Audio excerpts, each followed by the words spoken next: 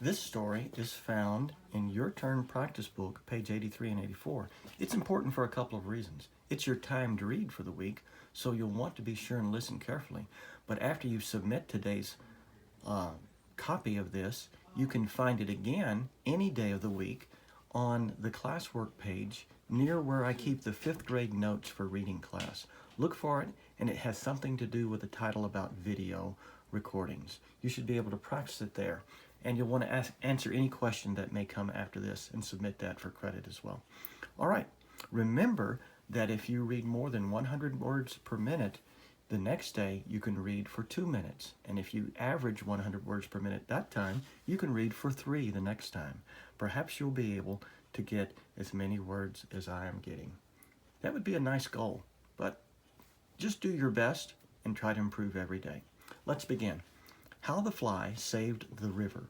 When the world was young, a long river wandered through a large forest. It offered its water freely to anyone who needed it. First, fish of all shapes and sizes lived in the river. Beavers built their dams and lodges in it. Muskrats swam there and built nests in its banks. Other animals visited the river. Bears, deer, birds, and even insects drank the delicious water and gossiped while relaxing among the sheltering trees on the river's shores. One day, a giant moose heard about the river and how delicious and refreshing its water was. He decided to travel there and sample the water himself. When he arrived, the moose was extremely thirsty and immediately began to drink.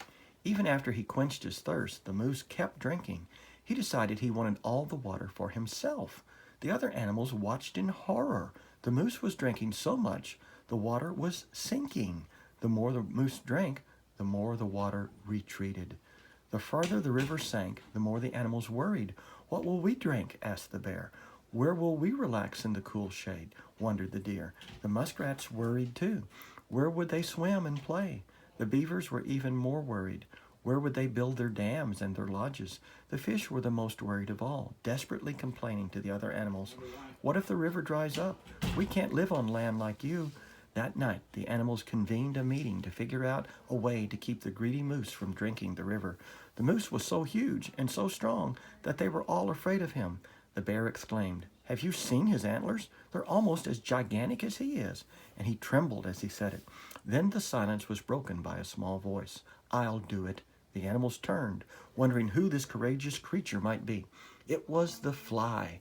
Despite their fear, the animals burst out laughing. "What a ridiculous idea," the bear told the fly. "You're too small. You can't chase away such a big animal. Why, even I am afraid of him." "Someone has to stop him," said the fly, "and none of you are willing to try." With that, she flew off to make a plan. The next morning, the moose returned to the river and started drinking greedily.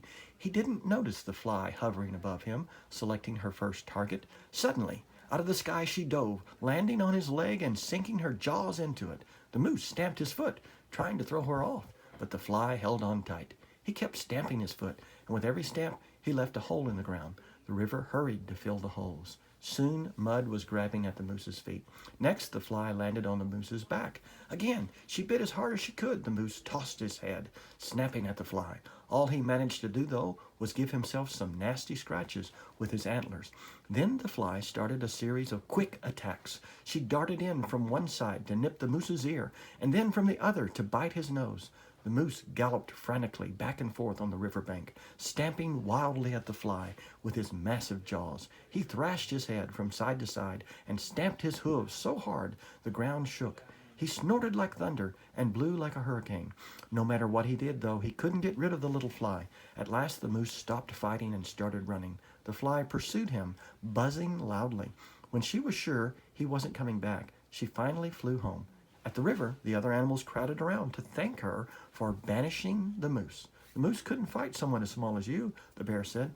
"By using your brain, you figured out a way to turn your weakness into a strength." Now, this story is also important, as we will have assignments during live stream reading class that pertain to it. So make sure you listen to it all the way through. Thanks. Bye.